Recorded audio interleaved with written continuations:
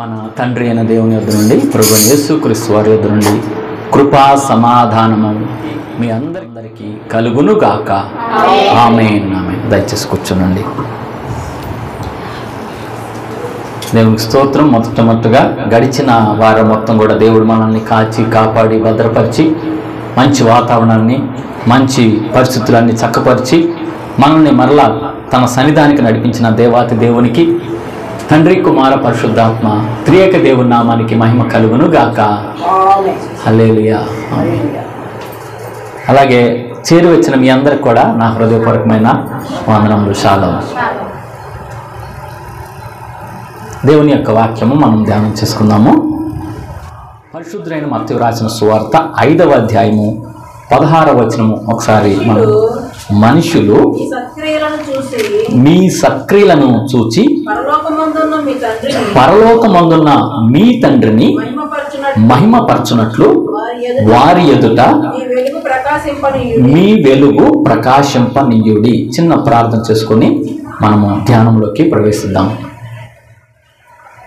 పరిశుద్ధుడా, ప్రేమ కలిగిన తండ్రి, జీవం కలిగిన దేవా, గడిచిన వారం మొత్తం కూడా నువ్వు కాచి కాపాడి భద్రపరిచి మా కొరకు ఇచ్చిన ఈ యొక్క పరిశుద్ధ ఆదివారం బట్టి వందనములు స్తోత్రములయ్యా. అలాగే ఇప్పటి వరకు తండ్రి పాటలు పాడటంలో నువ్వు సహాయం చేసి మాకు మంచి స్వరాన్ని ఇచ్చినందుకు వందనములు స్తోత్రములయ్యా. అలాగే నా నడిపించిన నీ బిడ్డలందరిని బట్టి వందనములు స్తోత్రములయ్యా. కొన్ని ఆటంకాలు ఉన్నప్పటికీ, అవరోధాలు ఉన్నప్పటికీ ప్రభువా నీ సన్నిధానికి ఎంతో ఆసక్తిగా నీ సన్నిధానికి వచ్చి ఉంటుండగా తండ్రి నీ బిడ్డలతో నీవే స్పష్టంగా మాట్లాడమని వేడుకొంచున్నాం తండ్రి. మాట్లాడే దేవుడు అయ్యా, ఆదరించే దేవుడు అయ్యా, ఓదార్చే దేవుడు అయ్యా, తృప్తినిచ్చే దేవుడు అయ్యా. ఈ లోకంలో ఎవ్వనేరని సంతోషం నువ్వు ఇచ్చే దేవుడు అయ్యా. నీ సన్నిధిలో సంపూర్ణ సంతోషం కలదు, నిత్యమైన సుఖములు కలవని సెలవిచ్చిన దేవ, నీ సన్నిధానికి వచ్చిన నీ బిడ్డల్ని తృప్తిపరచమని వేడుకొంచున్నాం తండ్రి. అలాగున నిలవబడుతున్న నీ దాసుడు వట్టివాడు, అయోగ్యుడు, అపాత్రుడని ఒప్పుకుంటూ ప్రభా నీ సులువు చాటున మరుగు చేసి నీ మాటలనే మాత్రమే, నీ జ్ఞానం మాత్రమే ప్రభా నీ బిడ్డలకి తెలియజేయడానికి సహాయం చేయండి అయ్యా.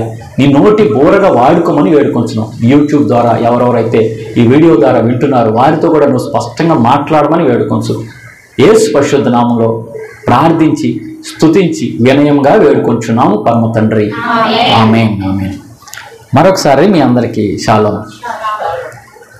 దేవునికి స్తోత్రము. హల్లెలూయా. దేవుని యొక్క వాక్య భాగాలు మనము ధ్యానం చేసుకోబోతున్నాము. అయితే గడిచిన వారం త్రిత్వంలో 3వ వారం మనము ఒక సంఘటన జ్ఞాపకం చేసుకుంటూ వచ్చాం. ఏం సంఘటన జ్ఞాపకం చేసుకుంటూ వచ్చామనంటే, మన పితరులు ఆది అపోస్తులు శృంగారం అనే దేవాలయం దగ్గర ఒక పుట్టు కుంటివాడిని బాగు చేసినట్లుగా మనము పోయినసారి జ్ఞాపకం చేసుకుంటూ వచ్చాం. అయితే ఆ దాని కొనసాగింపే ఈ త్రిత్వం మొత్తం కూడా దేని గురించి అని చెప్పి మాట్లాడుకున్నాం. మనది అభివృద్ధిని గురించి, ఫలభరితమైన జీవితం గురించి, అభివృద్ధి గురించి, ఆత్మీయ అభివృద్ధి గురించే ఉంటుంది. అందుకనే ఈ గ్రీన్ దేనికి? అందుకనే. కాబట్టి ఈ ఆత్మీయ జీవితంలో నువ్వు నేను ఫలభరితంగా ఉండాలి అని అంటే ఏం చేయాలి?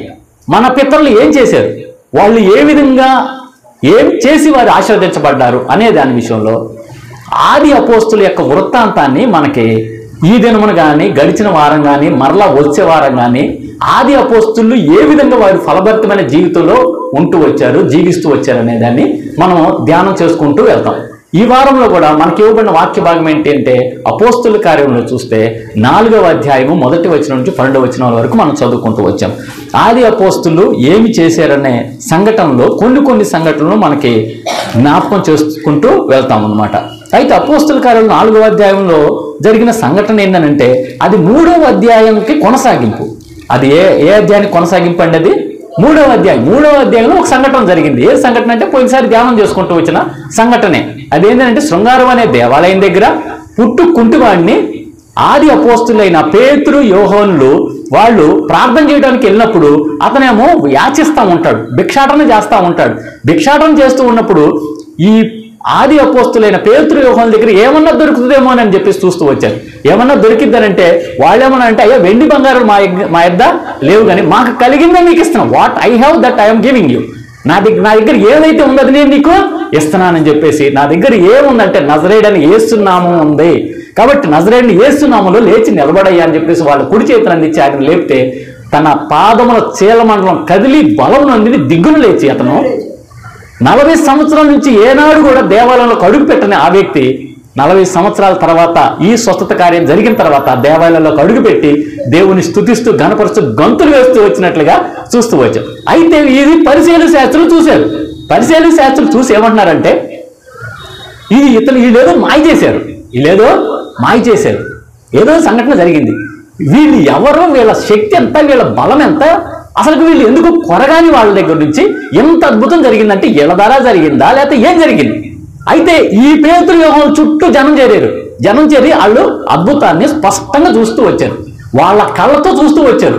ఈ వ్యక్తి పేతురు యోహాను చుట్టూ చేరినప్పుడు వీళ్ళు ఏమని చెప్తూ వచ్చారు? పేతురు యోహానులు, అయ్యా మీరు మా తట్టు ఎందుకు చూస్తారయ్యా? మీరు మాలో బలం ఉందన్నా, శక్తి ఉందన్నా, సామర్థ్యం ఉందన్నా మీరు నా తట్టు చూడాల్సిన అవసరం లేదు. ఇదంతా జరిగింది యేసుక్రీస్తు నామంలో, నజరేయుడైన యేసు నామంలో మేము ఈ సూచక్రియని మేము చేస్తూ వచ్చామయ్యా. మీరు ఎవరినైతే సిలువ వేసి చంపారో ఆ సిలువ వేసిన యేసుక్రీస్తు పునరుద్ధరణ అయిన తర్వాత మాకు శక్తిని ఇచ్చాడు, ఆ శక్తి ద్వారా మేము ఈ వ్యక్తికి స్వస్థతని ఇస్తూ వచ్చాము అని చెప్పి అన్నారు. తర్వాత 4వ అధ్యాయంలోకి వచ్చేసరికి ఆ సంఘటన కొంచెం ముందుకు కొనసాగిస్తుంది అనమాట. వారు ప్రజలతో మాట్లాడుచుండగా యాజకులను దేవాలయపు అధిపతియు సద్దూకైలను వారు ప్రజలకు బోధించుటయు యేసును బట్టి మృతులలో నుండి పునరుత్థానం కలుగునని ప్రకటించుటయు చూచి కలవరపడి వారి మీదకి వచ్చారు. ఎందుకు వచ్చారు అని అంటే ఇక్కడ ఒక సంఘటన ఏంటంటే అక్కడ వాళ్ళతో పాటు, అక్కడ ప్రజలతో పాటు పరిసయ్యులు శాస్త్రులతో పాటు సద్దూకైలు అనే వాళ్ళు కూడా వచ్చారు. సాద్దుసీస్ అంటారు అనమాట. సద్దూకైలు అనేవాళ్ళు ఏమంటారంటే చచ్చిపోయిన వ్యక్తి బ్రతకటం అనేది అసలుకి సమస్య లేదు, జరగదు అని అంటారంట. అసాధ్యమే కాదు, అసలుకి అది అసంభవం అని అంటారు. ఒక వ్యక్తి, చనిపోయిన వ్యక్తి తిరిగి బ్రతకడం అనేది అసంభవం అంటారు. వాళ్ళు పునరుత్థానాన్ని నమ్మరు. ఈ ఆది అపోస్తలులైన పేతురు యోహానులు ఏం చేశారంటే ఆ వ్యక్తిని స్వస్థపరచడం, ఏ నామంలో స్వస్థపరిచారు? నజరేయుడైన యేసు నామంలో స్వస్థపరిచారు. స్వస్థపరిచి ఏమన్నారంటే ఈ నజరేయుడైన యేసు నామంలో, నజరేయుడైన యేసు ఏ విధంగా చనిపోయి తిరిగి లేచాడో అలాగే నువ్వు నేను కూడా చనిపోయి తిరిగి లేస్తామని అన్నారు. మృతుల పునరుత్థానం అని అంటారు. Resurrection of bodies, dead bodies. చచ్చిపోయిన ప్రతి ఒక్క వ్యక్తి కూడా తిరిగి లేస్తాడు అని చెప్తున్నారు. వాళ్ళకి ఎంత విడ్డూరంగా, ఎంత కోపంగా ఉందనంటే చచ్చిపోయిన వ్యక్తి తిరిగి లేవడం ఏంటి? ఈయన ప్రకటిస్తున్నారు. ఎట్లా ప్రకటిస్తున్నారంటే చాలా బలంగా ప్రకటిస్తుంటే అందరూ కూడా నమ్ముతున్నారు. ఎంతమంది నమ్మారు? ఒకళ్ళ, ఇద్దరా, 100 మందా, 200 మందా, 1000 మందా, 2000 మందా, ఎంతమంది నమ్మారు? అక్కడ రాయబడిన చూడండి 4వ వచనంలో, వాక్యము వినిన వారిలో అనేకులు నమ్మిరి, వారిలో పురుషుల సంఖ్య 5,000 మంది పైగా, ఇంచుమించు 5,000 మంది అంటే పురుషులు మాత్రమే నమ్మారు. ఎక్సెప్ట్ లేడీస్ అంటే వారి భార్యలు, బిడ్డలు కూడా నమ్మారు. కానీ అందులో లెక్క ఎవరిని గణించారంటే పురుషులు మాత్రమే గణించారు. ఎందుకంటే స్త్రీలను గణించడం అంటే చాలా కష్టమైంది. ఇంకా ఎక్కువ మంది ఉంటారు. వాళ్ళు పిల్ల జల్ల అంటారు, పిల్ల జల్ల మొత్తం కలిపితే ఇంకా చాలా మంది ఉంటారు. అయితే ఏమి నమ్మారు వీళ్ళు? యేసు ప్రభు వారు నిజమైన శక్తి కలిగిన దేవుడు అని నమ్మారు. చచ్చిపోయి తిరిగి లేచిన దేవుడు అని చెప్పి నమ్మారు. అలాగే మమ్మల్ని కూడా చనిపోయిన తర్వాత తిరిగి లేపుతాడు, వేరొక రాజ్యం అనేది ఆయనకి, యేసయ్యకి ఒక రాజ్యం ఉంది, ఆ రాజ్యంలోకి మమ్మల్ని తీసుకెళ్తాడు అనేది వాళ్ళు నమ్మారు. సరే, నమ్మిన తర్వాత దాని తర్వాత ఏమైందంటే మరునాడు జరిగిన సంఘటన ఏంటంటే మరునాడు వారి అధికారులను, పెద్దలను, శాస్త్రులను యెరూషలేములో కూడుకొనిరి. అప్పుడు ప్రధాన యాజకుడిగా ఉన్న ఆయన ఎవరేనంటే అన్నయ్య, కయప, యోహానును, అలెగ్జంద్రును, ప్రధాన యాజకుని బంధువులందరూ వారితో కూడా ఉండిరి. ఇప్పుడు ప్రాసిక్యూట్ చేస్తున్నారు. ఈ ప్రధానులందరూ కూడా ప్రధాన యాజకులు అని అంటారు, మహాపురోహిత్ అని అంటారు. హిందీలో ఏమంటారంటే యాజకుడిని పురోహితుడు అని అంటారు. మహాపురోహిత్ అనమాట. పురోహిత్, మహాపురోహిత్. ఓ పూర ఆకారం ఏం చేశారంటే వాళ్ళందరూ వచ్చి ఏం చేశారంటే ఈ పేతురు యోహానుని మధ్యలో నిలబెట్టారు. ప్రాసిక్యూట్ చేస్తున్నారు అనమాట. ఇప్పుడు ఏమంటున్నారు? ఏమని ప్రాసిక్యూట్ చేస్తున్నారంటే నిలబెట్టి మీరు ఏ బలము చేత, వారు పేతురుని యోహాను మధ్య నిలబెట్టి మీరు ఏ బలము చేత, ఏ నామమును బట్టి దీనిని, ఏ బలం చేత మీరు చేశారు, ఏ నామను బట్టి చేశారు. ఇక్కడ ఒక విచిత్రమైన సంఘటన మనం గమనిద్దాం. అక్కడ 40 సంవత్సరాల నుంచి యాచిస్తున్న ఆ వ్యక్తి స్వస్థపరచబడ్డారని ఎవరైనా సంతోషించారా? ఎవరన్నా అసలుకి అరే నిజంగా ఏదైతేనేమి, ఏదో ఒక మాయ జరిగినాయి, ఏం జరగని, ఆడు బాగుపడ్డాడు. ఒకప్పుడు అడుక్కుతుంటా ఉండేవాడు, ఇప్పుడు బాగుపడ్డాడని ఎవరైనా ఆలోచన చేశారా? ఎవరైనా అతని వైపు చూసారా? అతని వైపు చూడాలి. పేతురు యోహాను వైపు మాత్రమే చూసి పేతురు యోహాన్ని మధ్యలో నిలబెట్టి, దోషులాగా నిలబెట్టి, మీరు ఏ నామంలో ఏ బలం చేత మీరు ఏం చేస్తున్నారు అన్నారు. పరిశుద్ధాత్మతో he was filled with the holy spirit. ఎవరు? పేతురు పరిశుద్ధాత్మ చేత నింపబడిన వ్యక్తిగా మాట్లాడుతున్నాడు. ఏమని మాట్లాడుతున్నా అంటే, అయ్యా మీరు ఆ దుర్బలునికి చేసిన దాన్ని బట్టి మీరు మమ్మల్ని విచారిస్తున్నారు. ఆ దుర్బలుడు అంటే ఎవరు? ఆ బలహీనుడు. ఎవరు? శృంగారం అనే దేవాలయ దగ్గర ఉన్న బలహీనుడు బాగుపరచడాన్ని బట్టి మీరు నన్ను అడుగుతున్నారు. మమ్మల్ని ఈరోజు ప్రాసిక్యూట్ చేస్తున్నారు, మమ్మల్ని నిలబెట్టి అడుగుతున్నారు. ఏంటి అని అంటే, మేము ఆ వ్యక్తిని బాగు చేసిన మేము మట్టుకు కాదు. ఎవరిని బట్టి బాగు చేసి? మేము యేసయ్యని బట్టి. మీరు ఎవరినైతే సిలువేసి చంపారో, మీరు ఎవరినైతే ఏ రాయినైతే తీసివేసేశారు, తీసివేయబడిన రాయే మూలకే తలరాయి అయింది. ఈ నామమును బట్టే, ఈ నజరేయుని యేసు నామమును బట్టే మేము ఆ వ్యక్తిని స్వస్థపరిచాము అని చెప్పి చివరిలో ఏమంటారు చూడండి, 12వ వచనంలో, మరి ఎవని వల్లనో రక్షణ కలగదు, ఈ నామముననే మనము రక్షణ పొందవన్నని ఆకాశం క్రింద మనుషులు ఇవ్వబడిన మరి ఏ నామమున రక్షణ పొందలేము అని చాటి చెప్తూ వచ్చారు. నజరేయుడైన యేసు నామం నిమిత్తము దెబ్బలు తినటానికైనా ప్రాసిక్యూట్ చేయబట్టం మాత్రమే కాదు, అంటే అందరి మధ్యలో నిలబెట్టి వాళ్ళ ద్వారా అవమానాలు పొందటం మాత్రమే కాదు అని దేవుని నామం నిమిత్తం జైల్లో వేయబట్టడానికి వాళ్ళని జైల్లో వేసినట్లుగా కూడా ఉండింది. చూడండి, వీళ్ళని 4వ అధ్యాయంలో 21వ వచనం చూస్తే, దేవుణ్ణి మహింపరచుచుండేది గనుక సభవారు ప్రజలకు భయపడి వీరిని శిక్షించు విధమేమీ కనుగొనలేక వీరిని గట్టిగా బెదిరించి విడుదల చేసేది. బెదిరించారు ముందు బెదిరించి తర్వాత ఏం చేశారంటే వీళ్ళని జైల్లో కూడా పెడతారు. జైల్లో పెడితే అపోస్తుల కార్యం 12వ అధ్యాయంలో పేతుర్ని చెరసాలలో ఉంచినట్లుగా కూడా సంఘటన ఉంది. అపోస్తుల కార్యంలో 12వ అధ్యాయంలో పేతుర్ని, అప్పటికే యాకోబుని చంపేస్తారు. చిన్న యాకోబు అంటారు, ఆ యాకోబుని చంపేస్తారు, శిరస్సు ఖండించేస్తారు. తర్వాత పేతుర్ని నెక్స్ట్ రెడీగా ఉంది ఎవరు? పేతురు చంపడానికి రెడీగా ఉంచారు. పేతురు జైలు చెరసాల్లో ఉండగానే సంఘం మొత్తం ఆసక్తిగా ప్రార్థన చేయబట్టి, అది మీరు తర్వాత ఇంటికి వెళ్ళిన తర్వాత చదవండి, 12వ అధ్యాయం 5వ వచనంలో పేతురు ఏమో చెరసాల్లో ఉండాడు, సంఘం ఆసక్తితో ప్రార్థించుతూ ఉండేను అని చెప్పి రాయబడింది. ఆ తర్వాత ఆ ఆసక్తితో ప్రార్థన చేసిన తర్వాత ఆ పేతుర్ని చెరసాల్లో నుంచి విడిపించటము, వీళ్ళందరూ కూడా ఆశ్చర్యపోవటము జరిగిన సంఘటన 12వ అధ్యాయంలో. అయితే ఆది అపోస్తులు చేసింది ఏంటి అని అంటే, యేసుని ప్రకటిస్తూ వచ్చారు.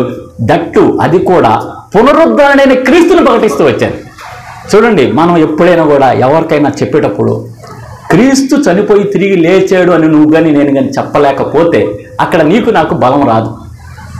ఆది అపోస్తులు చేసింది ఏంటంటే, నజరేయుడైన యేసు నామములో మేము లేపుతున్నాం, అయితే ఈ యేసు చనిపోయి తిరిగి లేచాడు అని అంటారు. మన భారతదేశంలో కానీ కొన్ని చోట్ల ఏంటంటే చూచిన దాన్నే నమ్మటం అనేది అలవాటైంది. ఏదైనా ఒక దృశ్య రూపంలో ఉండాలి, అదృశ్య రూపంలో ఉండకూడదు. దృశ్య రూపంలో ఉన్నదాన్నే నమ్ముతారు. మోర్ ఓవర్, అంతేకాకుండా వాళ్ళకు విట్నెస్ కావాలి. దే నీడ్ విట్నెసెస్, సాక్ష్యాలు కావాలి. సాక్ష్యాలు ఉంటేనే నమ్ముతారు. అయితే ఈ 2000 సంవత్సరాలు, 2024వ సంవత్సరం యేసుక్రీస్తు ప్రభువారు చనిపోలేదు అని అనటానికి ఎవరు కూడా రుజువులేమి కనిపెట్టలేదు. అలాగే చనిపోయి తిరిగి లేచాడు అని కాదు అనటానికి రుజువులేమీ లేవు వాళ్ళ దగ్గర. చనిపోలేదు అనటానికి రుజువు లేదు, చనిపోయి తిరిగి లేచాడు అనటానికి కూడా వాళ్ళు తిరిగి లేచాడు అనేది కాదు అనటానికి రుజువు లేదు. ఖచ్చితంగా యేసు ప్రభు చనిపోయాడు, చనిపోయి తిరిగి 3వ దినాన పునరుద్ధరణయ్యి లేచాడు అని అందరూ నమ్ముతూ వచ్చారు. ఈ ఆది అపోస్తులు వాక్యం చెప్తే మొదట 3000 మంది నమ్మారు. మొదట 3000 మంది బాప్తిసం తీసుకున్నారని కూడా రాయబడారు. తర్వాత 5000 మంది నమ్మారు. 5000 మంది కేవలము దే ఆర్ ఓన్లీ జెంట్సే, వాళ్ళు పురుషులు మాత్రమే నమ్మారు. అంతే, అంతకంటే ఎక్కువ మంది. ఇంకా తర్వాత కొంచెం ముందుకెళ్తే కొంది సంఘం విస్తరించింది అని రాయబడింది. 6వ అధ్యాయంలో కొన్ని సంఘం విస్తరించింది. ఎందుకు విస్తరించింది? వీళ్ళకి ఈ శక్తి ఎలాగొచ్చింది? నీకు నాకు శక్తి ఎందుకు లేదు? వీళ్ళకి ఆది అపోస్తులకి ఒక్క ప్రసంగం చేస్తే 3000, ఒక ప్రసంగం చేస్తే 5000. వాళ్ళు అంత బలంతో ఎలాగ చెప్పగలిగారంటే, వాళ్ళు ఒక్కటే they believed in the crucified Jesus Christ. Yesu సిలువ వేయబడిన క్రీస్తుని నమ్మారు, పునరుద్ధరణైన క్రీస్తుని ప్రకటించారు. అయితే ఆ ప్రకటించినప్పుడు పరిశుద్ధాత్ముడు వాళ్ళకి తోడుగా ఉన్నాడు. ఎలాగనంటే మనం త్రిత్వ పండుగప్పుడే ఒకటి అన్నాం, ఇదిగో సదాకాలం నేను మీతో కూడా ఉన్నాను అని చెప్పి అన్నాడు. మీరు సర్వలోకానికి వెళ్ళి సర్వసృష్టికి, మత్తయి సువార్త 28వ అధ్యాయం చివరి వచనంలో ఏమని రాసి ఉంది, ఇదిగో మీరు సర్వలోకానికి వెళ్ళి సర్వసృష్టికి తండ్రి యొక్కయు కుమారుని యొక్క పరిశుద్ధాత్మ యొక్క నామంలో బాప్తిసం ఇవ్వండి. ఇదిగో సదాకాలం నేను మీతో కూడా ఉన్నాను.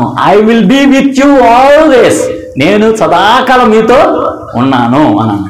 కాబట్టి దేవుడు వాళ్ళు ఉన్నాడు కాబట్టి, దేవుడు వాళ్ళతో ఉన్నాడు కాబట్టి వాళ్ళు గొప్ప కార్యాలు చేస్తూ వచ్చారు. అందుకనే యేసు ప్రభువు వారు కొండ మీద ప్రసంగంలో ఏమని చెప్పాడంటే, మత్తయి సువార్త 5:16 ఏమన్నా, మనుష్యులు మీ సత్క్రియలను చూసి పరలోకమందున్న మీ తండ్రిని మహిమపరచినట్లు వారి ఎదుట మీ వెలుగును ప్రకాశింపనీయుడి. 5:16 చూడండి ఏమని రాస్తుందో, మనుషులు మీ సత్క్రియలను చూచి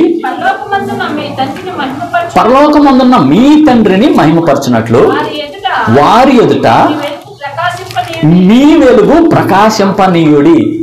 ఈ ప్రజల ఎదుట పేతురు యోహానులు వెలుగు ప్రకాశింపనిచ్చారా లేదా? సత్క్రియలు చేశారా లేదా? చేశారా లేదా? కొండ మీద ప్రసంగం అప్పుడు యేసు ప్రభు వారు శిష్యులతో పాటు 5,000 మందికి పైగా జనాంగా ఉన్నారు. 5,000 మంది పైగా. అలాగా అని అంటానికంటే కొండ మీద ప్రసంగం అప్పుడు 5 రొట్టెలు 2 చేపలు ఎంతమందికి పంచిపెట్టారు? 5,000 మంది పురుషులకు పైగా అని రాయబడింది. 5,000 మందికి పురుషులు, కేవలం పురుషుల గురించే కౌంటింగ్ ఉంటుంది. అంటే విస్తారమైన జనాంగం ఉంటే కౌంటింగ్ అనేది పురుషుల మీదే కౌంట్ చేస్తారు. కాబట్టి అన్ని వేల మంది ఉన్నప్పుడు అన్ని వేల మందిలో ఈ శిష్యులు కూడా ఉండి ఈ వాక్యాన్ని గట్టిగా పట్టుకున్నారు. ఏ వాక్యాన్ని? యేసునామం అనేది పట్టుకొని పరలోకం ముందున్న మీ తండ్రికి మీరు మహిమ కలిగేలాగా మీరేం చేయాలి? సత్క్రియలను చేయాలి. ఇక్కడ వీళ్ళు ఎట్లాగ ఉంటూ వచ్చారంటే దానికి 13వ వచనం కూడా ఒక వచనం ఉంది. 13వ వచనం ఏముందంటే 5వ అధ్యాయం 13వ వచనంలో, మీరు లోకమునకు ఉప్పై ఉన్నారు. అది దేని వలన సారం పొందును?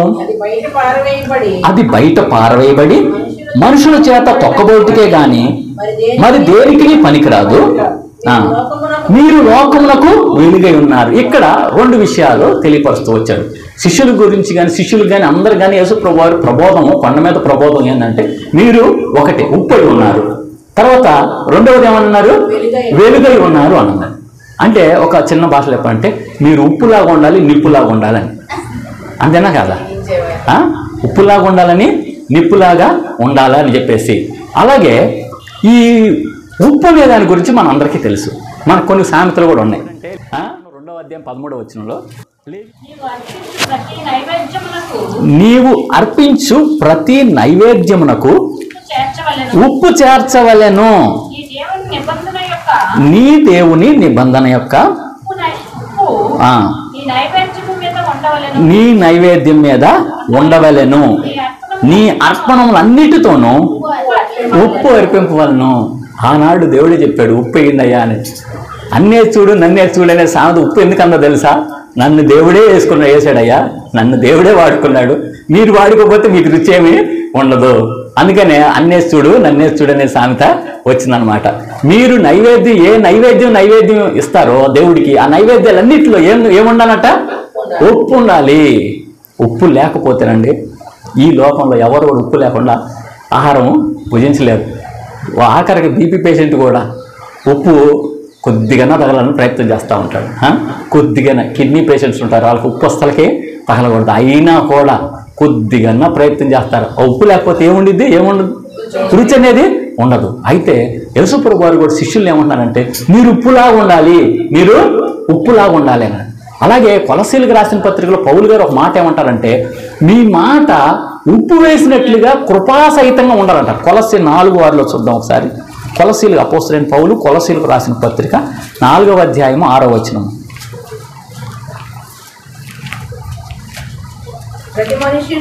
ప్రతి మనుషునికి ఎలాగూ ప్రత్యుత్తరం ఇయ్యవలెనో అది మీరు తెలుసుకొనుటకై మీ సంభాషణ ఉప్పు వేసినట్టు ఎల్లప్పుడూ రుచిగలదిగాను కృపాసహితముగాను ఉండనీయుడి అని చెప్పినాడు.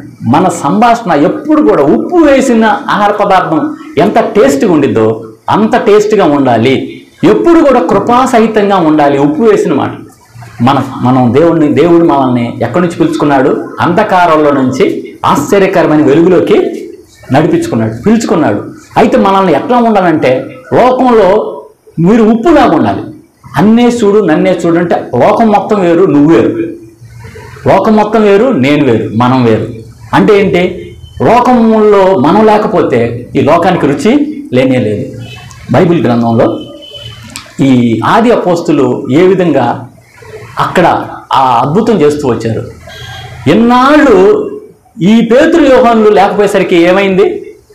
అతను అట్లా ఉండిపోయాడు కదా, శృంగారం అనే దేవాలయం దగ్గర అట్లా ఉండిపోయాడు కదా. ఎప్పుడైతే ఉప్పు రుచి ఏర్పడిందో వీళ్ళు ఏం చేశారంటే, ఆ సమాజంలో ఎప్పుడైతే ఆ సమాజంలో కలిసి అక్కడ స్వస్థత కార్యం చేశారు, రుచి వచ్చింది చూసారు. సమాజానికి కదలికి వచ్చింది అనమాట. అలాగే ఇంకొక మాట అంటాడు, మీరు లోకమునకు వెలుగై ఉన్నారు అన్న. లోకమునకు వెలుగై ఉన్నారు, నేను వెలుగై ఉన్న ప్రకారం మీరును వెలుగులో నడవాలని చెప్పేసి యేసుప్రభువు వారు చెప్పారు. మరి వీళ్ళు ఏం చేశారంటే, వీళ్ళ ఆత్మ వెలిగించబడింది. వీళ్ళు వెలిగించారా లేదా? మనం క్రిస్మస్ అప్పుడు, కొన్ని పండగలప్పుడు, లేదంటే ఈస్టర్ ఉదయ పర్వదినాన వెలిగిస్తాం, క్రొవ్వొత్తులు వెలిగిస్తాం. ఎందుకంటే లైట్ టు ఎన్లైటన్. మనం వెలిగించటానికే. మనము వెలిగించబడింది ఇంకొకళ్ళని వెలిగించడానికి. ఆది అపోస్తులు వెలిగించబడ్డారు. ఎంతమందిని వెలిగించారు? కొన్ని వేల మందిని, thousands of, they have enlighten thousands of people. మొదట 3000 మందిని, తర్వాత 5000 మందిని, అంటే 8000 మందికి పైగా అన్ని వేల మందిని వెలిగిస్తూ వెళుతూ వచ్చారు. అలాగే నీవు నేను కూడా ఉప్పులాగా ఉండాలి, నిప్పులాగా ఉండాలి. ఉప్పు లేకపోతే రుచి పుట్టదు. ఇంకో సామెత ఉంది కదా, ఉప్పు లేక రుచి పుట్టగా నేర్చున్నట్టయ్యా భాస్కర శతకంలో ఉంది. ఉప్పు లేకపోతే లేదయ్యా అని చెప్పి. మన బైబిల్ గ్రంథంలో ఎప్పుడో లేవీకాండం అంటే 3500 సంవత్సరాల క్రితం రాయబడింది ఇది. ఇప్పుడు 2000, అంతకుముందు క్రీస్తు పుట్టక ముందు 1500 సంవత్సరాలు, 3500 సంవత్సరాల క్రితం లేవీకాండం మోషే గారు రచించేటప్పుడు, అయ్యా నువ్వు ప్రజలకు చెప్పు, ప్రతి నైవేద్యంలో ఏం కలపాలి? ఉప్పు కలపాలి అని చెప్తూ వచ్చాడు. మరి ఆ తర్వాత ఈ సుమతి శతకాలు కానీ, భాస్కర శతకాలు కానీ, వేమన శతకాలు కానీ వచ్చి వీళ్ళు ఏం చేస్తున్నారు? ఇలాంటి సామెతల్ని, ఇలాంటి తాత్వికమైన మాటలు తీసుకొని వాళ్ళు ఏం చేశారంటే చక్కటి తత్వవేత్తలాగా అవుతూ వచ్చారు. ఏదేమైనప్పటికీ ఆది అపోస్తులు ఉప్పులాగా ఉంటూ వచ్చారా లేదా? అలాగే నిప్పులాగా ఉంటూ వచ్చారా లేదా? నిప్పులాగా అంటే ఏంటనంటే పరిశుద్ధత అండి. నిప్పు అంటే పరిశుద్ధత. మన దేవుడు నిప్పై ఉన్నాడు, లేదంటే వెలుగై ఉన్నాడు. మన దేవుడు దహించు అగ్ని అయి ఉన్నాడు. ఆనాడు మోషేకి ఎలా కనిపిస్తూ వచ్చాడు దేవుడు? మోషేకి ఆ హోరేబు పర్వతం మీద ఎలా కనిపిస్తూ వచ్చాడండి? దహించు అనిలాగా, బర్నింగ్ బుష్ లాగా కనిపిస్తూ వచ్చాడు. మోషే, నువ్వు ఎక్కడికైతే వస్తున్నావో అక్కడ నీ పాదరక్షలు నువ్వు విడిచిపెట్టు. This is the holy place, so leave your sandals. నీ యొక్క చెప్పులు, నీ పాదరక్షలు విడిచిపెట్టు. అందుకని ఆ సంస్కృతి ఎక్కడి నుంచి వచ్చింది? గుళ్ళకి వెళ్ళేటప్పుడు చెప్పులు వేసుకున్నారు. చెప్పులు వేసుకుని వెళ్తారా? సరే, మన చర్చ్ అనే సంగతి పక్కన పెడదాం. గుళ్ళకి వెళ్ళేటప్పుడు చెప్పులు ఎందుకు వేసుకెళ్ళరు? That was the culture of Moses culture, లేదంటే బైబిల్ కల్చర్. అది మోజెస్కి అన్నాడు చెప్పాడు కాబట్టి ఇప్పుడు అందరూ అది ద హోలీనెస్ అనేది మనం బైబిల్ ద్వారానే నేర్చుకుంటాం. మొన్న చిన్న వీడియో చేస్తూ వచ్చాను. బైబిల్ గ్రంథానికి పరిశుద్ధ గ్రంథం అని పేరు ఎందుకు వచ్చింది? బైబిల్ గ్రంథానికి పరిశుద్ధ గ్రంథం అని ఎందుకు పేరు వచ్చిందంటే, బైబిల్లో more than 600 times the holy అనే మాట రాయబడుతూ వచ్చింది. 600 సార్లకు పైగా పరిశుద్ధత అనే దాని గురించి రాయబడింది. అంతేకాకుండా ఇది నేర్పించేది పరిశుద్ధత. ఇది నేర్పించేది ఏంటిదండి? పరిశుద్ధత. అందుకనే పరిశుద్ధ గ్రంథం అని పేరు వచ్చింది. ఎక్కువగా రాయబడింది. మన దేవుడు పరిశుద్ధుడై ఉన్నాడు కాబట్టి మనం కూడా పరిశుద్ధుడిగా ఉండాలి అని చెప్పేసి, నేను పరిశుద్ధుని కనుక మీరును పరిశుద్ధులై ఉండు. లేవీకాండం 11:44లో ఉండింది. 19వ అధ్యాయం 1-2 వచనాల్లో కూడా ఉండింది. ఏమని ఉండింది అంటే, నేను పరిశుద్ధుని కనుక మీరును పరిశుద్ధులై ఉండు అని చెప్పి రాయబడింది. అలాగే 1 పేతురు పత్రిక 1వ అధ్యాయం 15వ వచనంలో కూడా, నేను పరిశుద్ధులై ఉన్న ప్రకారం మీరును పరిశుద్ధులై ఉండు అని చెప్పి. మరి ఈ పరిశుద్ధత గురించి అంటే, పరిశుద్ధత అంటే నిప్పులాగా ఉండాలి అని చెప్పేసి, మనల్ని, మన క్యారెక్టర్ని కానీ, మన యొక్క ప్రవర్తన కానీ శంకించే వాళ్ళు ఎవరు కూడా ఉండకూడదు. యేసుప్రభు వారిని శంకించారు. అయితే ఎవరన్నా ఎక్కడన్నా యేసుప్రభు వారిలో లోపం దొరికిందా? యేసుప్రభు వారిని కనిపెడుతూ ఉన్నారు. ఆ జారస్త్రీతో మాట్లాడేటప్పుడు ఏమన్నారంటే, ఏమన్నా చెప్పాలంటే మాకు చెప్పయ్యా. శిష్యులే అన్నారు, ఏమన్నా చెప్పాలంటే మాకు చెప్పు, నీకు ఏదైనా అవసరం అంటే మాతో అడుగు. ఎందుకు నువ్వు ఆమెతో పలకరిస్తా? ఆమె చెడు స్త్రీ, పాడైపోయిన స్త్రీ, ఆమె పాపాత్మురాలైన స్త్రీ అని అంటే అప్పుడు యేసుప్రభువు వారు ఆలోచన ఏంటంటే, నేను ఏ విషయంలో దప్పికొన్నాను తెలుసా? ఆత్మల రక్షణార్థమే నేను దప్పికొన్నానని చెప్పేసి ఆ స్త్రీ దగ్గర వాటర్ తీసుకోవాలి, దేవుడు వాటర్ తీసుకోవాలి. But she was saved. ఆమె ఏమైంది? సమరయ స్త్రీ రక్షించబడింది. ఆ సమరయ ప్రాంతాన్ని మొత్తాన్ని కూడా రక్షిస్తూ వచ్చింది. షీ వాజ్ లైట్, ఆమె వెలిగించబడింది, మిగతా వాళ్ళని వెలిగించింది. లైట్ నుంచి అన్లైట్ చేసింది, వెలుగు నుంచి వెలిగింపబడుతూ వచ్చిందనమాట. అయితే ఆది అపోస్తులు చేసింది ఇదే పని. అలాగే యేసుప్రభువు వారి యొక్క ఆ బాటలో, ఆ యొక్క నడకల్లో వీళ్ళు కూడా నడుస్తూ వచ్చారు. అంతేకాకుండా ఇంకొక విషయం కూడా, మూడవ తలంపు ఏంటంటే, మొదట ఉప్పు, తర్వాత నిప్పు, తర్వాత మహా గొప్ప దేవుడు, గొప్ప చేసిన దేవుడు. మన శిష్యులు ఏం చేశారంటే 5:16 ఏమని రాయబడి చూడండి. మత్తయి సువార్త 5:16లో, మనుషులు మీ సత్క్రియలను చూచి పరలోకమందున్న మీ తండ్రిని మహిమపరచునట్లు వారి ఎదుట మీ వెలుగు ప్రకాశింపనీయుడి అని చెప్పి రాయబడింది. ముఖ్యమైన ఉద్దేశం ఏంటంటే, మనుషులు మన సత్క్రియలను చూసి పరలోకంలో దేవుణ్ణి మహిమపరచాలి, గొప్ప చేయాలి, ఉప్పుగా ఉండాలి, నిప్పుగా ఉండాలి, గొప్ప చేసేవారిగా ఉండాలి, దేవుణ్ణి గొప్ప చేసే ఉండాలి. వీళ్ళు ఎప్పుడైనా దేవుడి నామానికి అవమానకరంగా ఉంటూ వచ్చారా? ఎవరు? ఆది అపోస్తులు దేవుడి నామాన్ని అవమానపరిచారా? ఎక్కడ కూడా అవమానపరిచినట్లుగా లేనే లేదు. దేవుడి నామం నిమిత్తం అవమానం వీళ్ళు భరిస్తూ వచ్చారు, కానీ దేవుడి నామాన్ని మట్టుకు అవమానపరచలేదు. మన యొక్క సెంట్రల్ గోల్, అల్టిమేట్ గోల్, మన చివరి ముఖ్య ఉద్దేశం, మనం సృజించిన ఉద్దేశం ఏం తెలుసా? పరలోకమందున తండ్రిని మహింపరచాలండి. పరలోకమందున తండ్రిని మహింపరచాలి. అందుకనే పరలోక ప్రార్థన చేసేటప్పుడు, పరలోకమందున్న మా తండ్రి నీ నామము మహిమపరచబడును గాక, నీ నామం పరిశుద్ధపరచబడును గాక. ఆయన్ని పరిశుద్ధపరచాలి, ఆయన మహింపరుస్తూ ఉండాలి. బైబిల్ గ్రంథంలో ప్రవక్త అయిన యెషయా గ్రంథం 43వ అధ్యాయం 7వ వచనంలో ఏమని రాయబడి ఉందనంటే, యెషయా గ్రంథం 43వ అధ్యాయము 7వ వచనంలో, నా మహిమ నిమిత్తము నేను సృజించిన వారిని, నా నామం పెట్టబడిన వారిని అందరినీ తెప్పించు. నువ్వు నేను రక్షించబడింది దేనికోసం అండి రక్షించబడింది? నీ ఫ్యామిలీ కోసమా? నా ఫ్యామిలీ కోసమా? నీ కుటుంబం కోసమా? నా కుటుంబం కోసమా? భారతదేశం కోసమా? కాదు. టు గ్లోరిఫై అవర్ గాడ్, మన దేవుణ్ణి మహిమపరచడానికి. మన దేవుణ్ణి కానీ మహిమపరచకుండా నువ్వు ఏం చేసినా కూడా దేవుడికి ఇష్టం లేనే లేదు. ఆత్మలు సంపాదిస్తానయ్యా? నో. ఆత్మలు సంపాదించినంత మాత్రాన దేవుడికి మహిమ కాదు. దేవుడికి ఏది కావాలంటే దేవుడి చిత్తానుసారంగా దేవుడు చెప్పినట్టు నడుచుకోవటమే దేవుడికి ఇష్టము. అందుకనే అపోస్తలుడైన పౌలు గారు 1 కొరింథీయులకు రాసిన పత్రిక 10వ అధ్యాయము 31వ వచనంలో ఇలాగూ రాయబడి ఉంది. 1 కొరింథీయులకు రాసిన పత్రిక 10వ అధ్యాయము 31వ వచనంలో, కాబట్టి మీరు భోజనము చేసినను పానము చేసినను మీరు ఏమి చేసినను సమస్తమును దేవుని మహిమ కొరకు చేయండి. ఏది చేసినా కూడా దేవుని మహిమ చేయగలుగుతున్నామా? మనము చేస్తున్నామా? ప్రతి ఒక్కదానికి మనం ముందు టెస్టిఫై చేసుకోవాలి, స్కానింగ్ చేయాలి. ఏం చేయాలంటే, దీని ద్వారా దేవుడికి మహిమ ఉందా లేదా, దీని ద్వారా సంఘానికి ప్రయోజనం ఉండాలంట, మన ఆత్మీయ ప్రయోజనం ఉండాలి, దేవునికి మహిమ చెందేవాదిగా ఉండాలి. మరి అట్లాగా కానీ జరగపోతే అప్పుడు దేవుని నామానికి కానీ దూషణ అయ్యిద్దట. అందుకని రోమిలకు రాసిన పత్రిక 2వ అధ్యాయం 24వ వచనం ఒకసారి మనం గమనిస్తే, రోమిలకు రాసిన పత్రిక ఇందును బట్టి వ్రాయబడిన ప్రకారము మిమ్మును బట్టియే కదా దేవుని నామము అన్యజనుల మధ్య దూషింపబడుచున్నది. మిమ్ములను బట్టియే కదా దేవుని నామం అన్యజనుల మధ్య దూషించబడుతుంది. ప్రియమైన సంఘం, ఈ సమయంలో నేను చెప్తాను, మన మాట ఉప్పు వేసినట్లుగా ఉండలేదనుకోండి, ఎవరిని దూషిస్తారు చెప్పండి? మన నోట్లో నుంచి పరుషమైన పదజాలం వచ్చిందనుకోండి, మన నోట్లో నుంచి కాని మాట వచ్చిందనుకో, దూషణ మాట వచ్చిందనుకో, ఏమంటారు? నీ దేవుడు పరిశుద్ధుడు అంటున్నావు, నీ దేవుడు మంచి దేవుడు అంటున్నావు, నువ్వు చూస్తేనేమో చెడుగా ఉన్నావు, నువ్వు మంచిగా లేవు, నీ దేవుడు గొప్ప దేవుడు అంటున్నావు, మరి నువ్వు చూస్తే కంపెనీ గొప్పదే, కంపెనీ ప్రొడక్ట్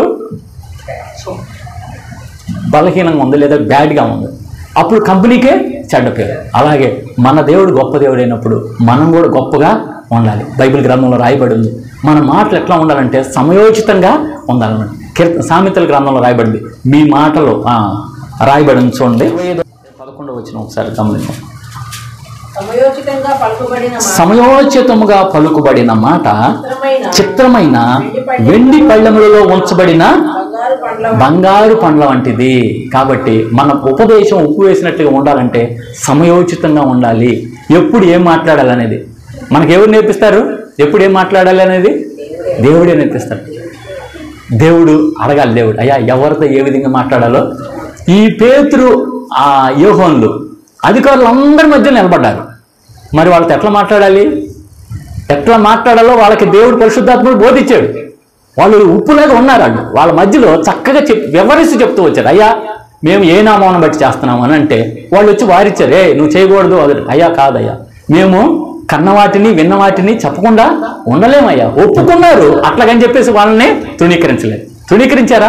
పౌలు గారు కానీ, పేతురు గారు కానీ, యోహాను కానీ ఎవరు కానీ అల్టిమేట్గా చూస్తే యేసు ప్రభువారు అధికారులను నిలబడ్డారు. కానీ ఏనాడు కూడా అధికారులను దూషించలేదు. అధికారుల్ని దూషించలేదు. పేతురు యోహాను దూషించలేదు. అయితే మాకు అప్పచెప్పిన బాధ్యత మేము చేస్తాం. అయ్యా మాకు మేము ఏదైతే చూసామో, ఏదైతే విన్నామో కన్నామో అది మేము చెప్తున్నాం. అంత మటుకు మేము మీ మాట మటుకు మేము వినము అని చెప్పేసి చెప్తూ వచ్చారు. పౌలు గారు కూడా చచ్చిపోవడానికి కూడా ఇష్టపడ్డాడే కానీ ఏమాత్రం కూడా ఆయన అధికారుల్ని దూషించారు. మొదటగా సమయోచితంగా అన్నాడు. అలాగే మన భారతదేశానికి కూడా ఇదే సువార్త పరిచయం చేయడానికి మన భారతదేశానికి అనేక మంది మిషనరీస్ వచ్చారు. మొట్టమొదటి మిషనరీ ఎవరు? మొట్టమొదటి మిషనరీ మన భారతదేశానికి వచ్చిన మిషనరీ ప్రభాకర్ రావు గారు. ఎవరండి? ఒకసారి చేతులు తెలుగులో చెప్దామా? ఎవరు వచ్చింది? మొట్టమొదటి మిషనరీ ఎవరు? మొట్టమొదటి మిషనరీ ఎవరండి? మొట్టమొదటి సువార్థికుడు ఎవరు? మన భారతదేశానికి వచ్చిన సువార్థికుడు ఎవరు? తోమా. పరిశుద్ధుడైన తోమా అంట. జనరల్గా యేసు ప్రభు వారి శిష్యుల్ని ఉదహరించేటప్పుడు అంట తొందరపడి పుట్టి పేరుతో పిలవకూడదంట. మామూలుగా ఇక్కడ మన పిఎంఓ గారి పేరు చెప్పేటప్పుడైనా, సీఎం గారి పేరు చెప్పేటప్పుడైనా శ్రీ అని సంబోధించాలి. శ్రీ అని సంబోధించాలి అంటే గౌరవార్థంగా. మరి వీళ్ళు సైన్స్ ఎవరు? వీళ్ళు ఆది సైన్స్. యేసు ప్రభు వారిని ఉదహరించేటప్పుడు కూడా ప్రభు అయిన యేసు క్రీస్తు లేదంటే యేసు ప్రభు అనన్నా ఉదహరించాలి. He was lord, he is lord. Yesu ప్రభు అని చెప్పి ఉదహరించాలి. అదే తోమా గురించి అన్నప్పుడు సెయింట్ థామస్ లేదంటే పరిశుద్ధుడైన తోమా అంటూ ఉండాలి. ఎందుకంటే వాళ్ళు నిజంగా పరిశుద్ధమైన జీవితం జీవించి మొట్టమొదటి మిషనరీగా వచ్చిన తోమా మన భారతదేశానికి వచ్చి భారతదేశంలో అనేకులు వెలిగిస్తూ వచ్చాడు. ఉప్పుగా ఉంటూ వచ్చాడు, నిప్పుగా ఉంటూ వచ్చాడు. అనేకుల్ని వెలిగించి ఏం చేశాడు? చివరికి ఇక్కడ హతసాక్షితో వచ్చాడు. తర్వాత తదనంతరం వచ్చిన మిషనరీస్ ఎవరంటే చాలామంది మిషనరీస్ వచ్చారు. తర్వాత ఒక మిషనరీ బర్తలోమై జీగన్బాగ్, మనకి పేపర్లో కుడివైపున ఉండిద్ది. బర్తలోమై జీగన్బాగ్ అని ఆయన వచ్చాడు. ఆయన కూడా కేరళ ప్రాంతం వైపుకి వచ్చాడు. ఆయన కూడా అనేకులు వెలిగిస్తూ వచ్చాడు.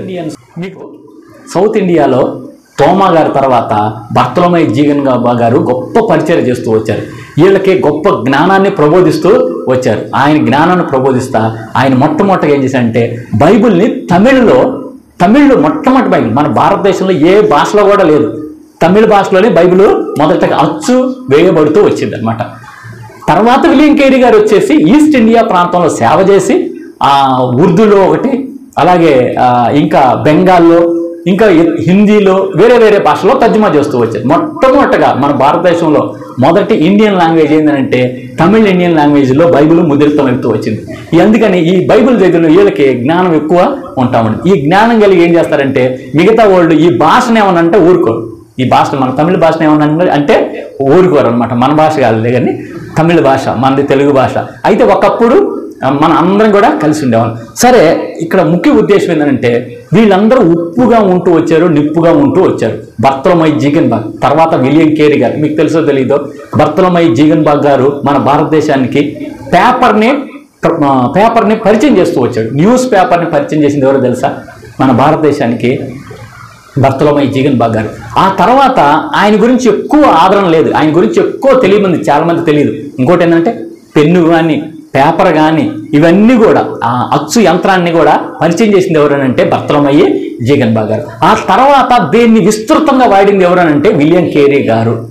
వీళ్ళ గురించి ఎందుకు చెప్తున్నాను అనంటే ఇక్కడ రాయబడింది, మీ సత్క్రియను చూచి పరలోకమందున దేవుని మహిమపరచునట్లు అని రేపు రాయబడింది. 5:16 ఏమని రాయబడింది? మనుషులు మీ సత్క్రియను చూచి పరలోకమందున మీ తండ్రిని మహిమపరచునట్లుగా ఏం చేయాలి? మీ వెలుగు ప్రకాశింపనేయుడి. వీళ్ళు సత్క్రియలు చేశారా లేదా? సత్క్రియలు అంటే ఏంటి? ఏం సత్క్రియలు అంటే ఏంటి? మంచి పనులు, సత్క్రియలు, మంచి పనులు. ఈ జీగన్ బాగ్ గారు చదువు లేని వారికి చదువు నేర్పించారండి. ఎవరు? జీగన్ బాగ్ గారు చదువు లేని గారు. విలియం కేరీ గారు కూడా చదువు లేని వారికి చదువు ఇచ్చారు, చదువు నేర్పిస్తూ వచ్చారు. వాళ్ళకి విద్యాలయాలు లేని వాళ్ళకి విద్యాలయాలు, వైద్యానికి వైద్యాలు అందిస్తూ వచ్చారు. ఇంకొక గొప్ప విషయం ఏంటంటే వీళ్ళు చేసిన మంచి పనులు. ఎవరు? ఈ మిషనరీస్ చేసిన మంచి పనులు విద్య, వైద్యం మొదటగా చేస్తూ వచ్చారు. అపార్ట్ ఫ్రమ్ దిస్ మన భారతదేశం కొన్ని దురాచారాలతో ఉందండి. మీకు తెలుసో తెలియదు, ఒకప్పుడు బాల్య వివాహాలు చాలా భయంకరంగా ఉండేవి. చిన్న పిల్లలకే, చాలా చిన్న పిల్లలకి 3 years 4 years ఉన్నకే పెళ్లి చేస్తారు. అంత చిన్న వయసు. మన ట్రెండ్కి వచ్చేసరికి, మన యుగానికి వచ్చేసరికి లేదు. కానీ మన జనరేషన్కి, అంతకుముందు జనరేషన్లో 3-4 సంవత్సరాల నుంచే పెళ్ళి అయ్యాళ్ళు. ఏంటి? పసుపు తాడుతో ఉండేవాళ్ళట. ఇంకా 10th క్లాస్కి వచ్చేదాకా కూడా ఉండేవాళ్ళు కాదు. 10th క్లాస్ 8th క్లాస్ దాకా ఉండేవాళ్ళు కాదు. అయితే దాన్ని ఏమంటారు? బాల్య వివాహాలు. బాల్య వివాహాలు నిషేధించింది ఎవరో తెలుసా? ఎవరంటే విలియం కేరీ గారు. అలాగే సతీ సహగమనం ఉంది. సతీ సహగమనం అనే దురాచారం ఏంటి అని అంటే, ఈ చిన్న పిల్లలకి వివాహాలు చేస్తారు కదా. ఎలాంటి వారిని వివాహాలు అంటే, ఒక్కోసారి పెద్ద వ్యక్తి వివాహాలు చేస్తారు, ముసలి వ్యక్తి కూడా చేస్తారంట. పురుషుడు ముసలాయనతో వివాహం చేస్తారు. లేదు అని అంటే, ఒకవేళ యవనస్తుల్ని వివాహం చేసినా కూడా ఈ యవన పురుషుడు చచ్చిపోతే ఏం చేయాలి తెలుసా? ఈ యవన పురుషుడిని చచ్చిపోతే ఈ యవన పురుషుడిని పాడి మీద పెట్టేసి తీసుకెళ్ళిన తర్వాత అక్కడ కట్టెల మీద కాల్చేస్తారు కదా, దహనం చేస్తారు కదా. దహనం చేసేటప్పుడు ఆయనతో పాటు ఆమెను కూడా పెట్టేసి దహించేసేయాలి. అట్లాగే ఎన్నో సంఘటనలు జరిగితే అది విలియం కేరీ గారు చూసి హృదయం చెలించిపోయి, అమ్మో బ్రతికున్న వ్యక్తిని ఇట్లా కాల్చేస్తున్నారు అని చెప్పేసి ఆ సతీ సహగమనాన్ని నిషేధించడానికి, ఆయన్ని తీసి పారద్రోలడానికి, రూట్ అవుట్ చేయడానికి ఏం చేశాడంటే, లాలా లజపతి రాయ్ అనే ఆయన్ని ఆసరాగా చేసుకున్నాడు. ఆయన తీసుకొని ఏం చేశాడంటే, ఆయన ద్వారా ఏం చేశాడు? సతీ సహగమనాన్ని రూపుమాపడానికి ప్రయత్నం చేశాడు. అందులో సఫలీకృతుడు అవుతూ వచ్చాడు. అయితే పేరు ఎవరికి వచ్చింది? సొమ్మొకలది సోకొకలది అని అంటారు సాంద్రిక. బాల్య వివాహం కూడా వీరేశలింగం. కానీ చేసింది ఎవరు? విలియం కేరీ గారు. మిషనరీస్. వాళ్ళు సామాజిక స్పృహ కలిగి, దేవుని జ్ఞానంతో కలిగి వాళ్ళు ఏం చేశారంటే ఆ సమాజంలో. ఇంకో విషయం చెప్పాలంటే, మన భారతదేశం అనాగరికమైన భారతదేశంలో వాళ్ళు బైబిల్ నాగరికత వచ్చి వాళ్ళు ఎట్లా మాట్లాడారు? ఉప్పు వేసినట్లుగా మాట్లాడారు. దేవుని జ్ఞానంతో మాట్లాడుతూ వచ్చారు. అలాగని చెప్పేసి వాళ్ళకేమన్నా, వాళ్ళ పవిత్రత ఏమైనా పోగొట్టుకున్నారా? యాకోబు రాసిన పత్రిక 1వ అధ్యాయం 27వ వచనంలో ఏమని రాయబడి ఉండిద్దానంటే, యాకోబు పత్రిక, పరిశుద్ధుడైన యాకోబు రాసిన పత్రిక, తండ్రి అయిన దేవుని ఎదుట పవిత్రమును నిష్కలంకమునైన భక్తి ఏదనగా, దిక్కులేని పిల్లలను, విధవరాండ్రను వారి ఇబ్బందులో పరామర్శించుటయు, ఇహలోక మాలిన్యము తనకంటకుండా తన్ను తాను కాపాడుకుంటాయే. అంటే ఏంటంటే సేవ చెయ్యాలి, కానీ అపవిత్రత అనేది అంటనే అంటకూడదు. విలియం కేరీ గారు కానీ, జీగన్ బాగ్ గారు కానీ, ఇంకా కొంతమంది గొప్ప వ్యక్తులు, ఇంకొక గొప్ప వ్యక్తి ఉన్నారు. ఎవరా వ్యక్తి? మన భారతదేశంలో గొప్ప సేవ చేశారు, సక్రియులు, మంచి పనులు చేసిన గొప్ప వ్యక్తి. హల్లెలూయా. సచేతులు హల్లెలూయా చెప్దామా? Hallelujah. The great mother Teresa. ఆమె పేరు మదర్ తెరీసా కాదు, ఆమె పేరు ఆగ్నస్ గోనిసా బోజాక్షు ఆమె పేరు. అయితే ఆమె తెరీసా అనే పేరు ఆమెకి ఇష్టం, పెట్టుకుంది. కానీ ఆమె చేసే సేవల్ని గుర్తించి జనాలు ఏమని పిలుచుకున్నారు? మదర్ అని చెప్పి పిలుచుకున్నారు. ఏం తల్లి లాంటిది అయ్యా అని చెప్పేసి. ఎవరి మధ్య సేవ చేసింది ఆమె? కుష్ఠరోగుల మధ్య కంటే కూడా ముందు అక్కడ మోతీజిల్ అనే మురికివాడలో సేవ చేసిందండి. ఆ వాసన, ఆ మురికివాడలో వెళ్తే ఏం చేస్తాం మనం? వెంటనే ముక్కు మీద వెంటనే ఖర్చు పెట్టుకుంటాం. కానీ ఆమె వేరే, ఆమె స్కిన్ ఎలాంటిది? White skin. ఆమె బ్లాకిష్ మధ్యకి వచ్చి పరిచయం చేసింది. మనం వేరే దేశానికి వెళ్ళామనుకో మనల్ని ఏమంటారు తెలుసా? బ్లాక్స్ అంటారు. మన ఇండియన్స్లో ఎంత తెల్లటోళ్ళు ఉన్నా కూడా, ఎంత తెల్లటోళ్ళు అక్కడికి వెళ్తే ఏమంటారు? బ్లాక్స్ అంటారు, వాళ్ళని వైట్స్ అంటారు. మన బ్లాక్. మరి మన బ్లాక్స్ మధ్యకి ఆమె యుగోస్లేవియా దేశం నుంచి ఆమె వచ్చి మన భారతదేశంలో సక్రియలు చేసిందండి. ఉప్పులాగా నిప్పులాగా ఉండి పరిచర్య చేసింది. ఆమె మీద ఏమన్నా కళంకం ఏమన్నా వచ్చింది ఆమెకి? కానీ గొప్ప సేవ చేసింది. కుష్ఠరోగుల్ని పట్టుకోకూడదు. పట్టుకుంటే కుష్టు అది అన్టచబిలిటీ, అది టచబుల్ డిసీజ్ అనమాట. అది పట్టుకుంటే అది అంటిద్ది అనమాట. కరోనా ఎట్లాగా పట్టుకుంటే అంటిద్దో అలాగా టచబుల్ డిసీజ్. అయితే ఆ టచబుల్ డిసీజ్ని ఏం చేసింది? ఏమో వాళ్ళ దగ్గర పరిచయం చేసింది.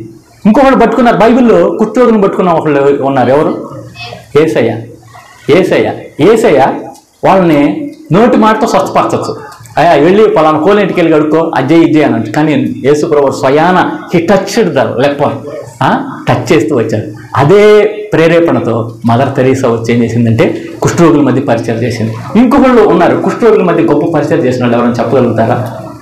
ఇంకొకళ్ళు ఉన్నారు కుష్ఠరోగుల మధ్య, బైబిల్లో కాదు, కుష్ఠరోగుల మధ్య గొప్ప పరిచయం చేశారు మన భారతదేశంలో. ఒక స్టేట్లోనే చేశాడు. క్లూ ఇస్తాను, చెప్పగలుగుతారా? ఆ స్టేట్ ఒరిస్సా.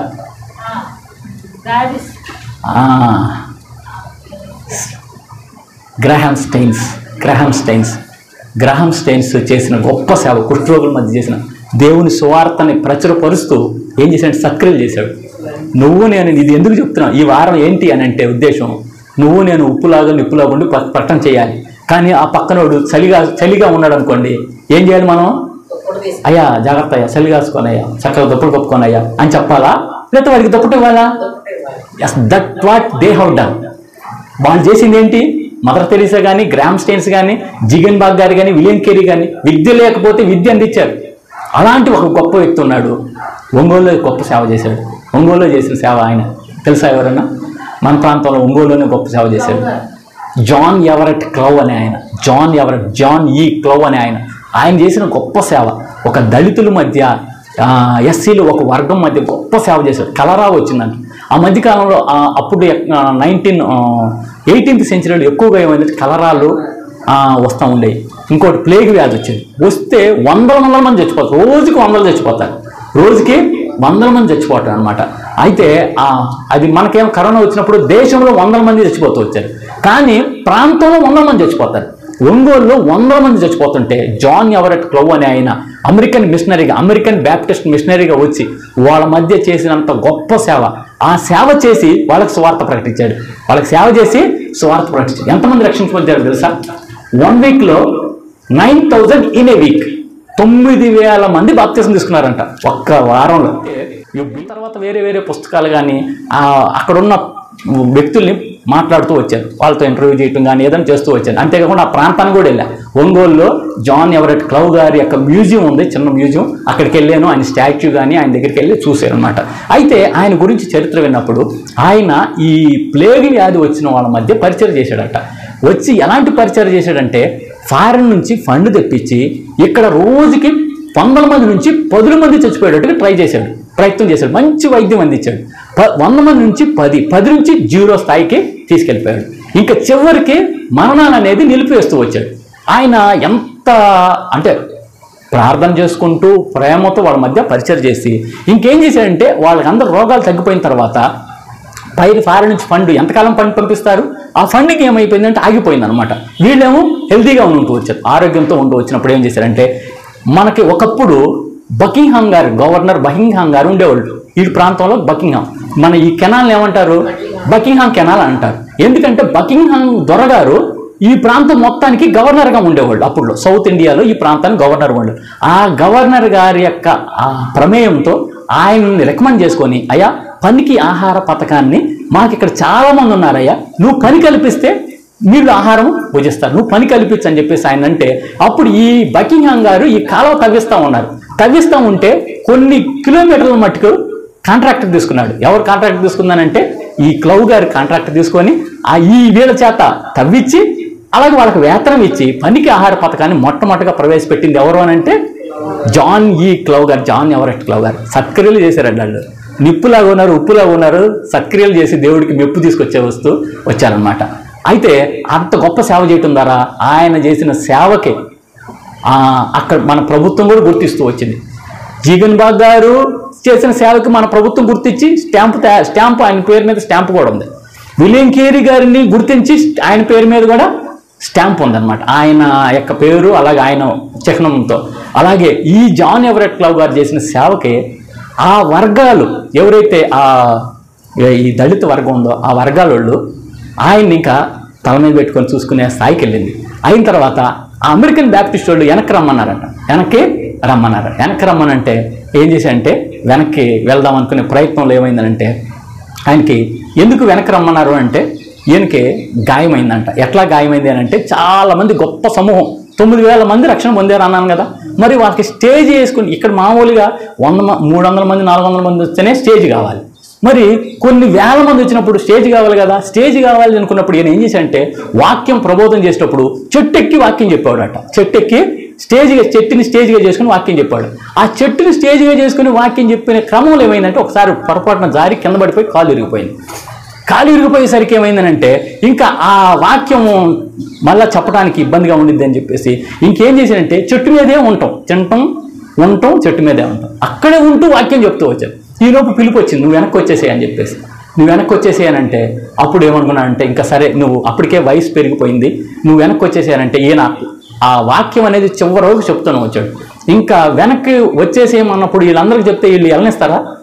వెళ్ళనివ్వరు కదా. అందుకని ఏం చేశారంటే, రాత్రే ట్రైన్ బుక్ చేసుకొని మద్రాస్కి వెళ్దామని ప్రయత్నం చేసుకున్నారనమాట. ప్రయత్నం చేసుకొని ఇంకా పొద్దున్నే ట్రైన్ ఎక్కాలన్నమాట. పొద్దున్నే ట్రైన్ ఎక్కాలైతే అప్పుడు జరిగిన సంఘటన నేను విన్నా. సంఘటన నేను ఒకళ్ళు సాక్షులుగా అక్కడ ఉన్నవాళ్ళు ప్రకాశం జిల్లాలో ఒకళ్ళ ద్వారా నేను విన్నాను అనమాట. నాకు సమాచారం ఏది, ప్రకాశం జిల్లాలో ఈ జాన్ క్లౌ గారు చేసిన గొప్ప సేవ ఏంటనేది సమాచారము నాకు తెలియజేస్తూ వచ్చారు.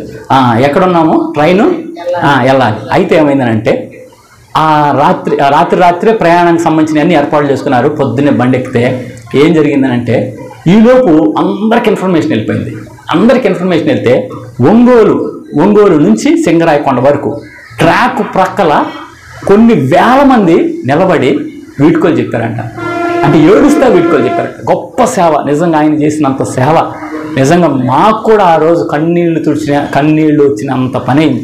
నిజంగా ఇంత గొప్ప సేవ చేసి ఆయన వదులుకోలేదు. ఆయన్ని వద్దు నువ్వు వెళ్ళొద్దు అని చెప్పేసి కన్నీటితో వీడ్కోలు చెప్పాడు. ఏం చేశాడంటే, సేవ చేశాడు, సక్రియలు చేశాడు. వాక్యం చెప్పడం మాత్రమే కాదు, ఏం చేయాలంటే మనం వాక్యం చెప్పేటప్పుడు వాళ్ళకి అవసరతలు అక్కర్లో తీర్చాలి. ఇప్పుడు ఆది అపోస్తులు వాక్యం చెప్పేటప్పుడు ఆయనకు అవసరత ఉంది. ఏ అవసరత ఉంది? కుంటివాడై ఉన్నాడు, నడవలేని స్థితిలో ఉన్నాడు. అప్పుడు నజరేయుని యేసునామమును ఉపయోగించి ఏం చేశాడు? స్వస్థత ఇస్తూ వచ్చాడు. కాబట్టి మనం కూడా వాక్యం చెప్పే అవసరత ఉన్నప్పుడు అక్కడ వాళ్ళ అవసరతలు ఏమన్నా తెలుసుకొని వాళ్ళకి ఏం చేయాలి? మనము స్వార్థ ప్రకటించగలగాలి. చివరగా యెషయా గ్రంథంలో 65వ అధ్యాయంలో క్రొత్త ఆకాశం క్రొత్త భూమి గురించి రాయబడి ఉంది. అంటే ఏంటి? క్రొత్త ఆకాశం క్రొత్త భూమి గురించి ఎందుకు రాయబడింది అని అంటే, మన ఆది అపోస్తులు ప్రకటించిన ఇంకో విషయం ఏంటి అనుకున్నాము. ఆది అపోస్తులు ప్రకటించిన విషయం ఏంటిదండి? పేతురు యోహాను ప్రకటించిన విషయం ఏంటి? ప్రాముఖ్యమైన విషయం ఏంటి? పునరుత్థానాన్ని గురించి ప్రకటిస్తాం. మరి చనిపోయి తిరిగి లేచిన తర్వాత ఎక్కడికి వెళ్తాము? ఎక్కడ ఉంటాము? పరలోకం అనేది ఒకటి ఉంది కదా, అది నిత్య రాజ్యం అనేది ఒకటి ఉంది కదా. దేవుడు ఏమంటున్నాడంటే, యెషయా గ్రంథం 65వ అధ్యాయంలో చెప్తున్నాడు యెషయా ప్రవక్త ద్వారా, నేను క్రొత్తగా ఇదిగో క్రొత్త ఆకాశాన్ని క్రొత్త భూమిని సృజించున్నాను, మునుపటివి మరువబడును, జ్ఞాపకమునకు రావు. నేను సృజించున్న దాని గురించి మీరు ఎల్లప్పుడూ హర్షించి ఆనందించుడి. నిశ్చయముగా నేను యెరూషలేమును ఆనందకరమైన స్థలముగాను ఆమె ప్రజలను హర్షించే వారిని గాను. అసలైన రాజ్యం ఎక్కడుంది? మనకి పరలోకంలో ఉంది. చాలామంది ఇదే శాశ్వతం అనుకుంటారు, ఈ భూమే శాశ్వతం అనుకుంటారు. కానీ ఒక్కనొక దినాన నువ్వు నేను ఈ భూమిని విడిచి వెళ్ళిపోవాలి. లేదా? ఈ ప్రపంచంలో చనిపోయిన వాళ్ళు ఎవరైనా ఉన్నారా? కోటీశ్వరులు ఎవరన్నా చనిపోకుండా ఉంటున్నారా? పేదవాళ్ళు చనిపోకుండా ఉంటున్నారా? అందరూ చనిపోతున్నారు. చనిపోయి ఎక్కడికి వెళ్తున్నారు? మన మాటలోనే ఉండిద్ది. ఏమంటాము? చచ్చిపోయాడు. ఎక్కడికి వెళ్ళాడు? Where he has gone. ఎక్కడికి వెళ్ళాడు? ఎక్కడికి వెళ్ళాడంటే పరదేశము నా దేశము పరదేశి నేనిలా మాయాలోకమేగా నేను యాత్రికుడను. ఒక పాట ఉంది శివను గీతలు. ఏంటంటే పరలోకము నా దేశము, నేను ఇక్కడ ఏంటిది? యాత్రికుడని. మరి నువ్వు నేను యాత్రికుడు. ఏ లోకం కోసం అంటే పరలోకంలో గొప్ప రమ్యమైన దేశం కోసం మనం దేవుడు సిద్ధపరుస్తాడు. అక్కడ ఏమంటే ఏడుపులు ఉంటాయా? పరలోకంలో ఏడుపులు, దుఃఖ బాధలు లేక సదా పూర్ణ శాంతిని పొందుచును, పరిశుద్ధుల కీర్తనలు అందునే పాడుదము. త్వరలో మేము చేరుదుమా స్థలము ఆహా త్వరలో మేము చేరుదుమా స్థలము. కాబట్టి నువ్వు నేను ఈ భూమి మీద ఎలా ఉండాలి? మూడే విషయాల గురించి మాట్లాడుకున్నాం. ఒకటి ఉప్పులాగా ఉండాలి, రెండవది మూడవది గొప్ప తెచ్చేవారిగా ఉండాలి, మెప్పు తెచ్చేవారిగా లేదా గొప్ప చేసేవారిగా ఉండాలి, ఎవరికి? దేవుడికి మహిమ తీసుకొచ్చేవారిగా ఉండాలి. అలాగే మన గమ్యం ఏంటిదని తెలుసుకున్నాము, పరలోకం అనేది. దేవుడు క్రొత్త రాజ్యాన్ని, క్రొత్త ఆకాశాన్ని, క్రొత్త భూమిని సృజించిపోతాడు. అక్కడ ఏడ్పును పండ్లు కొరుకుడు కానీ, దుఃఖం కానీ, బాధలు కానీ ఏమీ ఉండవు. కాబట్టి ఆ పరలోక రాజ్యాన్ని కోసం నిరీక్షిస్తూ ఈ భూమి మీద మనం యాత్రికులుగా ఉంటూ ఏం చేస్తూ ఉండాలంటే ఈ మూడు విషయాల్లో మనము శ్రద్ధ కలిగి ఉండాలి. ఆది అపోస్తులు అలాగ ఉంటూ వచ్చారు, మనం కూడా అలాగ ఉండేలాగిన పరిశుద్ధాత్మ దేవుడు మనకు సహాయం చేయను గాక. సమస్త జ్ఞానం ఇచ్చిన దేవుని కృపా సమాధానం యేసుక్రీస్తు వలన, ప్రభువైన యేసుక్రీస్తు వలన మన హృదయానికి మన తలంపులు కావాలండును గాక. ఆమేన్. దేవా